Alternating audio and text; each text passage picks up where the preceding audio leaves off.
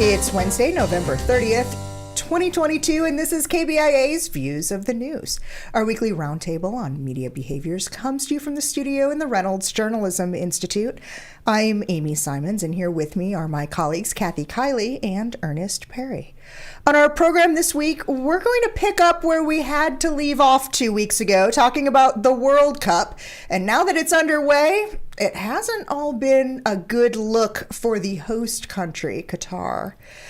Ahead of the midterm elections, most Americans were saying crime was up in this country. And get this, since November 8th, crime coverage has dropped 50% on Fox News.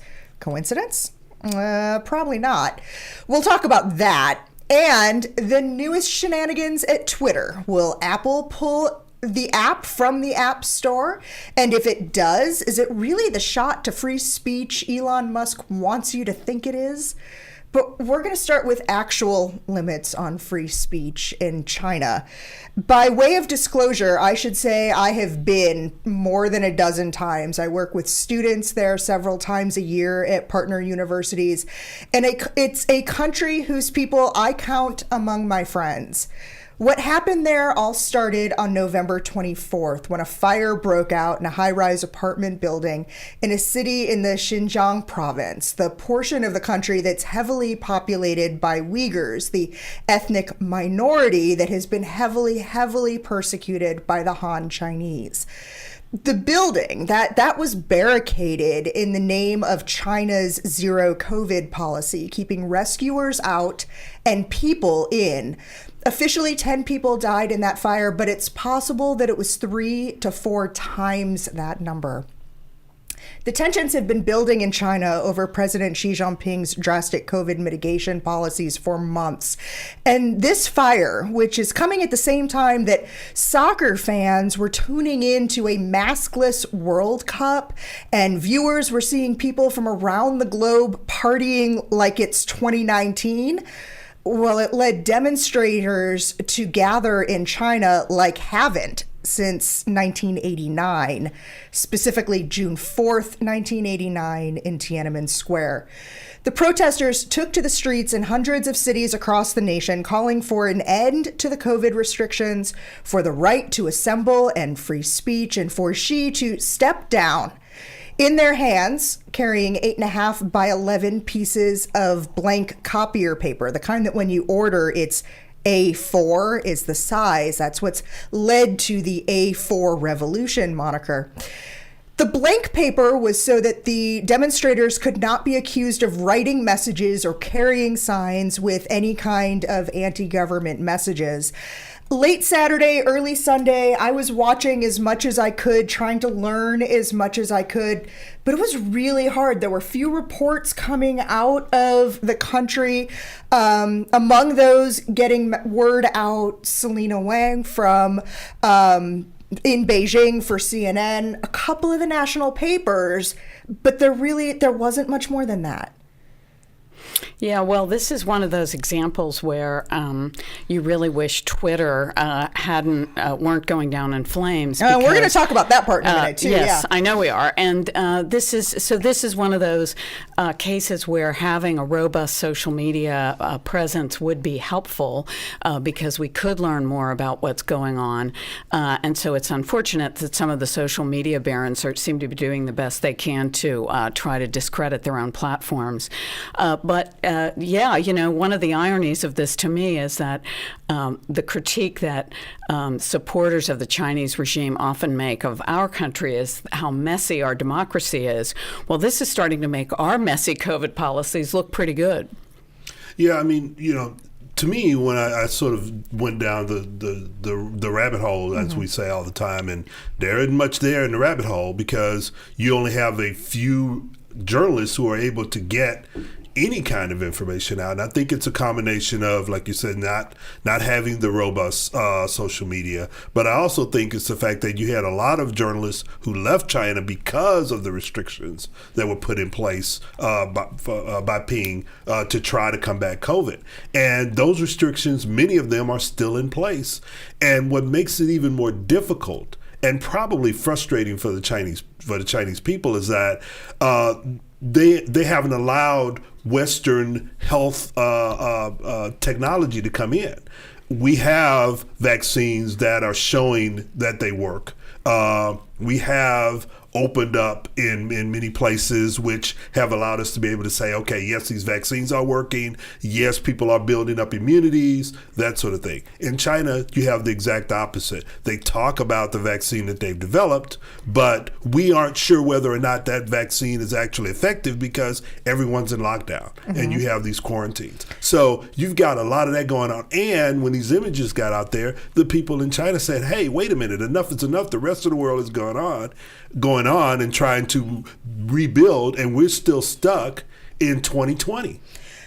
One of the things too, and Kathy, you brought up the idea of social media and how, I mean, if we go back, kind of that ultimate example of the power of social media in a time of unrest is the Arab Spring.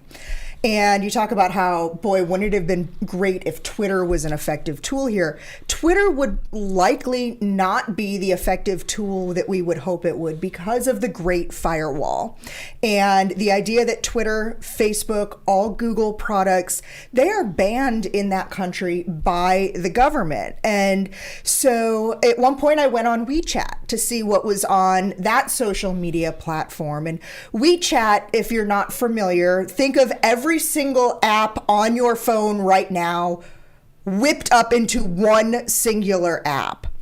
But like everything else in the Chinese government and the internet, the government has monitors with the ability to scrub it. So there was no mention of anything on WeChat as well. I would check the websites for CGTN or for China Daily. There were some minor mentions, but really the idea that the metros, the subways were starting back up again in certain provinces where COVID had been prevalent. Nothing about incidents happening. It was more about the space flights that were going to be going on, and a totally different reality in state-controlled media. But I mean, this is not unusual for China. It's This very is typical. Standard operating procedure for them. And the problem I think that they're having is that because you're having so many protests scattered throughout the country, that they're having a very difficult time trying to control the message here. And a lot of it is and the fact that they're being very, very particular about how they're doing it. They are going right up to the line with the government and not crossing it. And even those who are crossing it, they're able to get their message out. I mean, it was interesting. I finally found something in the New York Times, and they actually had some video of someone being arrested for just holding up a sign, or actually not holding up a sign, but holding up flowers and talking about what happened in the fire. And for that, he was arrested. And then there were people who were supporting him standing around holding up the A4 pieces of paper in support of him being arrested. And you've got this going on over and over again. So it's going to be really interesting to see how the Chinese government is able to curtail this, because unlike what happened in Tiananmen Square, where it was sort of isolated in that one particular part of China, this is across the entire country. And it's but the unfortunate thing is with the lack of media. So it's going to be reported in areas where the Western media can operate, but with the lack of those media outlets or an ability to get information from the provinces, it's hard for us to really know exactly what's happening all across the country.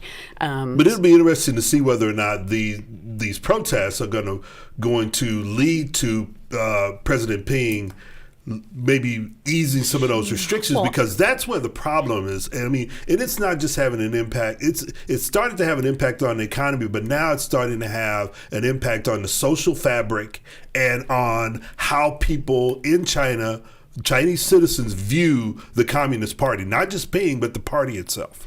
Well, and I also wonder how reliable China is going to be viewed by businesses that have spent so much money to locate factories and manufacturing there if it continues in a state of shutdown. So I think that there's going to be a lot of pressure growing on that in that area.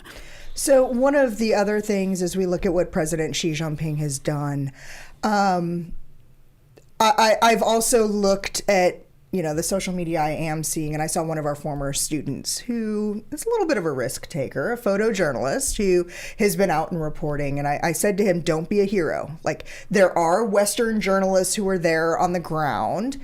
Take care of yourself and your safety first. And one of those Western journalists on the ground is Ed Lawrence, a BBC reporter who was arrested and detained from the streets of Shanghai.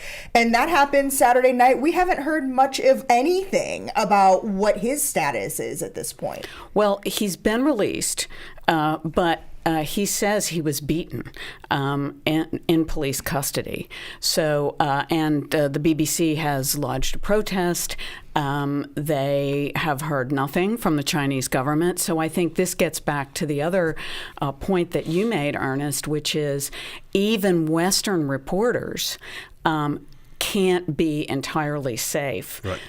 We talked earlier this year about an Australian journalist of Chinese descent who has been disappeared, who was working in Beijing and who has disappeared. So I think increasingly, Western journalists and their employers have to understand that there's a risk involved in some of this reporting. I mean, luckily this guy is out now, but he was beaten.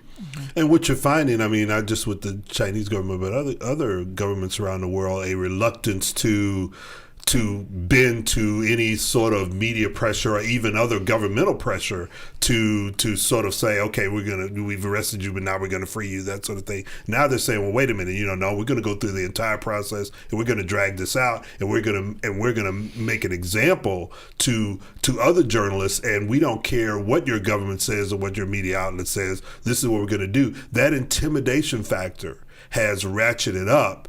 And a lot of it just goes back to the fact that you have now governments themselves have very little sort of weight that they can and pressure that they can put on other governments to have a more open and robust media worldwide. So maybe it was another one of the propaganda ploys, but if you were to search on Twitter about the protests in China, you're likely going to get a lot of porn. At least that's what I've read.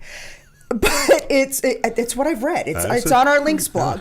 But it's probably a whole lot easier now for that to happen because of the speech controls that were previously put in place on Twitter that are down in another one of Elon Musk's moves. And I want to talk a little bit about what has gone on in the last 2 weeks since we had one of our shows with Twitter. Elon Musk has lost another 1,000 workers or so. This group voluntarily, after his survey about going hard and working long hours, he's dropped those speech filters. He's brought back Donald Trump. And now there's this standoff with Apple over advertising, or over placement, advertising and placement of the app in the App Store. 10 days ago, there was a mass panic that the app was going to totally fold and not make it through the weekend. It did. I think we've said this before a million times. Apple is a private company. Mm-hmm. It has a platform that it is allowed to control. I think we've talked about how there's a confusion about whether or not social media and all of the tools and applications and software associated with digital media is a free speech platform. As I've said, everybody has a right to their own opinion and a right to say what they want to say. They do not have a right to publication or a right to worldwide publication. And I think that's what you're seeing here. Elon Musk, if he chooses to make his platform a cesspool, is going to lose a lot of customers, and he already has. It's unfortunate for the reasons I've already stated, but Apple can choose not to platform him. Yeah, ultimately this is going to come down to a business decision, mm-hmm. and Apple is going to do what it feels is in its best interest to keep its customers, which last time I checked, dwarfed mm-hmm. what Twitter has. So if they feel that Twitter being on their platform is a threat to their bottom line, then Twitter's gone. I mean, that's the bottom line, unless they can work out some sort of a deal.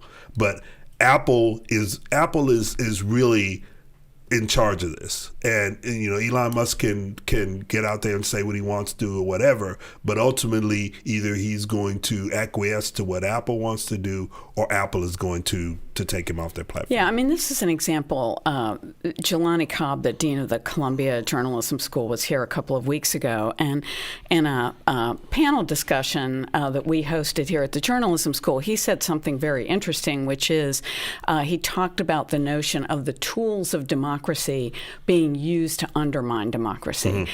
And I think that's what you're seeing when you see somebody like Elon Musk say, oh, I'm a free speech absolutist, so much of a free speech absolutist that I'm going to put as much disinformation about public health as I want on my platform. This is a perfect example of what Dean Cobb was talking about. Yeah. No, I mean, and that's one of the things that sort of bothers me about these so-called free speech advocates. Free speech as they define it. Mm-hmm. Okay. That's where I think journalists need to be more forceful in asking them, what do you mean by free speech? I want to know your definition of free speech, because your definition may not necessarily match up with what we have all come to believe free speech to be. And so personally, I think that they've taken that moniker and they've redefined it to basically mean we're going to tell you what free speech is, and if you don't believe us, then we're going to limit your speech. I think that's absolutely right. I think that's exactly what Jelani Cobb talked about, and I think these are all people who have done their best to wreck journalism, use their platforms to run down journalism, fact-based news, and now they want a reporter's shield for them. Right. Okay, so let's move on. We were going to preview the World Cup in our last program, but ran out of time. So I guess it's a good thing that it runs a month or so. Well, at least for the three of us, maybe not for the Qataris, because in the last week or two, it hasn't been the best showing for that nation's government. And it's not just because beer isn't available at matches. The government finally acknowledged yesterday that hundreds of workers have died in the building of venues, including literal cities that were built in order to support these games. And thousands upon thousands more remain uncompensated for their labor in a sanctioned system of slavery that exists. Well, this World Cup was tainted from the beginning. I mean, it was bought and paid from the beginning. The Qataris, basically bribed FIFA to get the World Cup, and it's been downhill ever since. I mean, so many stories coming out, and now that the World Cup has started, and we're at the round of 16 now, you're having more and more stories having to do with all the things that you pointed out, as opposed to the games themselves. And that's where I think FIFA and soccer as a whole, which is the most popular sport in the world, has been, I don't know how they dig themselves out of this. It's going to take another 2 World Cups before they might be able to get Help me with the math. This. 2 more World Cups. Is that when it's in Kansas City, or is it the next one? I think it's, yes, that will be when it comes to the Americas. Okay, very good. It may take that. And you will have barbecue and beer. That's right. Absolutely. That's right. And for anybody who hasn't really been paying attention, again, because soccer, football, depending on what part of the world you're in, right, is not the sport here as it is everywhere else. There is a link on our blog to a 19-minute episode of Last Week Tonight with John Oliver that sums up all of this, from the bribery, from the putting it in a city and in a country where it was physically impossible to hold the World Cup. Yeah, it's move it to November. A summer event until it was a balmy, 90 degrees our temperature? Well, and moreover, it's landing right in the middle of the season for actual soccer. So it's messing up all these teams and schedules, and right, people are trying to decide, do I play in the World Cup and risk being injured when my team's running for a title? Everything about this has been wretched excess on steroids. Yeah. And when are these athletic organizations, whether it's the International Olympics Committee or FIFA, going to learn that sports should be about sports. Well, I mean, but money drives it. Yes, it does. But I think it's also one of those things where, after a long, long time, I think the International Olympic Committee has finally figured out, hey, we've got to do better because we're losing, our brand is being tainted and we're losing it. And now they're trying to rebuild that. And I think FIFA is at that point right now which is one of the reasons why I think that when they decided to come to the Americas, they did a split. So it's not just the United States, it's Canada, it's the United States, it's Mexico. It's all of the Americas engaged in it and not just one country. Yeah, and I think the other thing is this has put athletes in a really horrible position. Mm-hmm. I mean, they are people who have trained. This is a really, it's a marquee event, and yet they're being put in the position of having to make a decision between their personal ethics and this opportunity to compete on the world stage. And it's just a terrible thing to do to the athletes that these people say they care about. But I want to say, because this is a media show, kudos to the BBC, kudos to the New York Times, which have really been driving a lot of the important reporting around this. Yeah. Well, and also let's talk about what happened with the Danish television crew that was invited to report on the World Cup, and then while on the air interrupted during a live shot and threatened to have their camera equipment destroyed on the spot. So they also were inviting journalists as well as athletes, as well as the world, but to come celebrate and to participate at the same time, not wanting this reporting to be happening.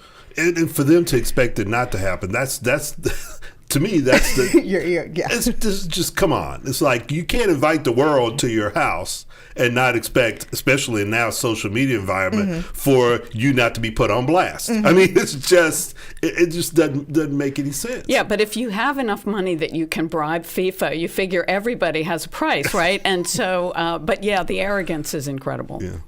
Okay, so our next topic, I want to talk about crime coverage. And the big headline here, I said it, I don't know, about 22 minutes ago. Ahead of the midterms, a Gallup poll showed that 56% of Americans believe crime went up in their neighborhood, and nearly 80% believe crime is up nationwide. But is crime going up? Analyses from both the Marshall Project and 538 say no. So let's talk about the phenomenon that's going on here. And we really can't even begin to have that conversation without bringing in the fear factor and how perceptions are built based on what we see and what we hear in the media. Those perceptions then become reality. Well, I mean, let's start off with this. Yeah. We do have, there is definitely a gun problem here. Yes. And when I say gun problem, I'm talking about the use of guns in mass shootings. Yes. We definitely have that. We've seen it, that it's been documented. So let's make sure that we recognize that, okay? That issue is not going away, and it hasn't been dealt with. When you start talking about crime in its totality, most criminal experts will tell you that most crimes are one-on-one crimes. They are the people who are committing those crimes know the victims, and the victims know the perpetrators. Okay, so we can put that there. The other is when you start talking about property crime, that has gone down, and COVID had a lot to do with that because everyone was on lockdown. But even prior to COVID, that type of crime had gone down. But our coverage, when I say our, I'm talking about the media. The media's coverage has pretty much stayed and in some cases increased. And that's where the perception becomes reality. And journalism, for whatever reason, and I've been looking at this and studying it for most of my career, Right. will not get away from the crime coverage. And the reason is it's easy. It is the easiest thing to cover. It's cheap, it's easy. And in the case of partisan media like Fox News, where we're seeing an additional research being done in the past few weeks, they're using it to weaponize politics and cutting their coverage of crime by half between November 8th and now is evidence of how they're doing that. Well, I mean, but the politicians have always used crime as, I mean, and it's the Democrats have done it, the Republicans have done it. They use it as a weapon because it's easy. You can easily scare someone into believing that I'm going to be the victim of a crime soon as I walk out of my house. And that's what's been happening, and I don't see that changing anytime soon. Well, the old adage, if it bleeds, it leads, that's been going on for a long time. And I think people need to get smarter. I mean, I think the kind of conversation we're having here, which is look at the actual statistics. What really is the likelihood that you are going to be the victim of a crime?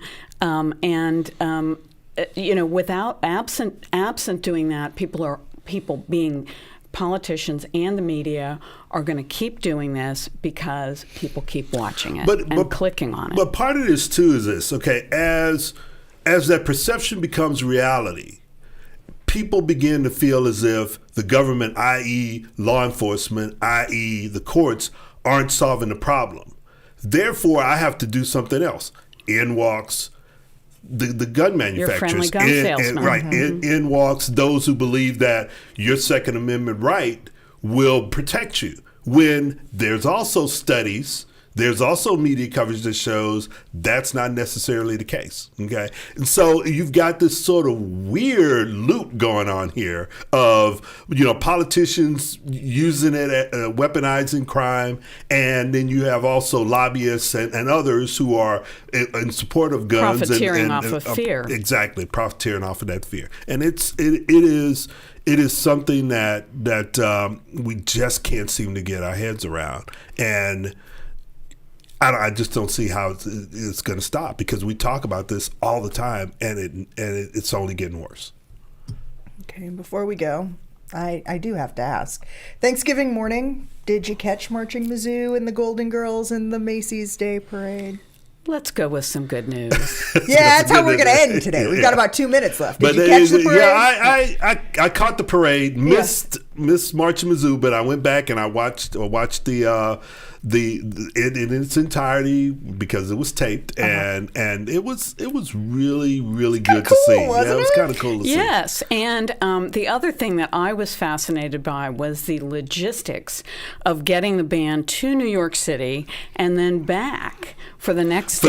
Because they had to go. That's right. Game here. So if you're watching us either on TV or online, you're seeing some photos right now that were taken by Nate Brown, who is our social media producer here at Views of the News on KBIA. He's also the communications director for the Reynolds Journalism Institute and the School of Journalism.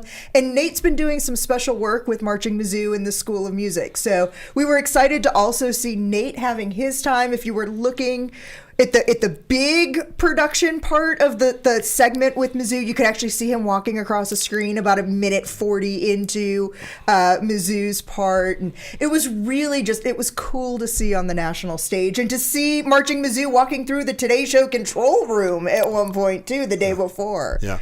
I mean, they've been working on this for over a year, and to see the band and the students engage in that and how excited they were about it. I mean, that's a sort of a once in a lifetime thing for them. It's something we that even have remember. a few journalism students who are also in the band, and how they balance all of the work we give them and all of the band the work gives them, I don't know, but kudos. Well, and on their 4-day trip that they were there in preparation, it was also kind of cool because they got to go tour a couple of newsrooms, including at NBC. So it was kind of neat there. I'd like to thank you for spending the last half hour with us. You can read more about each of those topics on our links blog. Thanks to RJI's Travis McMillan for directing today's show, Kyle Felling for handling the audio. Tim Pilcher composed our original theme music. I'm Amy Simons. Be sure to join the three of us again next week when we're back with you for another edition of Views of the News.